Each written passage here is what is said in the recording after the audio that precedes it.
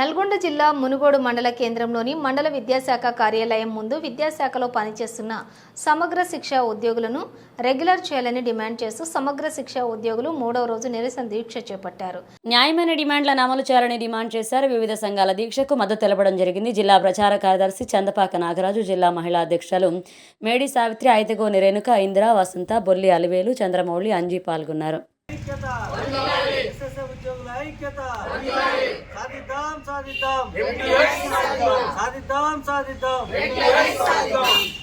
SSA ఉద్యోగుల ఐక్యత, SSA ఉద్యోగుల ఐక్యత, డిక్లేర్ చేయాలి ఎస్ఎస్ఏ ఉద్యోగులను వెంటనే, డిక్లేర్ చేయాలి ఎస్ఎస్ఏ ఉద్యోగులను వెంటనే, డిక్లేర్ చేయాలి కాంట్రాక్ట్ ఉద్యోగులను వెంటనే, డిక్లేర్ చేయాలి కాంట్రాక్ట్ జరిగింది. ఈరోజు మా యొక్క ప్రధాన డిమాండు రెగ్యులరైజ్ చేయడం. ఎందుకంటే మాకు ఎలాంటి ప్రమాదాలు జరిగినా, ఎలాంటి అనారోగ్య సమస్యలు వచ్చినా ఎలాంటి ఆరోగ్య భద్రత లేదు, ఉద్యోగ భద్రత లేదు.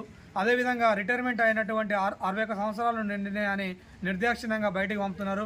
వాళ్ళకి ఎలాంటి బెనిఫిట్ లేదు. వాళ్ళకు కూడా 25 లక్షల రూపాయలు ఇవ్వాలని, అదేవిధంగా రాబోయే రోజుల్లో రిటైర్మెంట్ అయ్యే వాళ్ళకు కూడా 25 లక్షల రూపాయలు ఇవ్వాలని మేము, అదేవిధంగా ఉన్నత పాఠశాల స్థాయిలో పనిచేస్తున్నటువంటి పీటీఐలకు 12 నెలల వేతనం ఇవ్వాలని, ఎలాంటి గ్యాప్ లేకుండా మాకు రీఎంగేజ్ లేకుండా మమ్మల్ని కంటిన్యూస్ చేయాలని కోరుకుంటూ ఈ ఉద్యమాన్ని మేము కొనసాగిస్తున్నాము. రేపు 10వ తేదీ నుండి సమ్మెకు వెళ్తున్నాము. ఆ సమ్మెలో మేము ఇక్కడ chalk down, pen down, system down అన్నీ చేస్తున్నాము.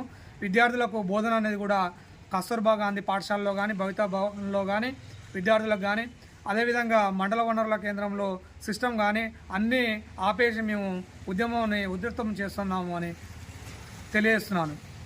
మీ ఉద్యోగాలను రెగ్యులరైజ్ చేస్తా, మీ ఉద్యోగాలు ఎంతసేపు రెగ్యులరైజ్ చేయడం అనేది మాట్లాడడం జరిగింది మా దీక్షా శిబిరంలో.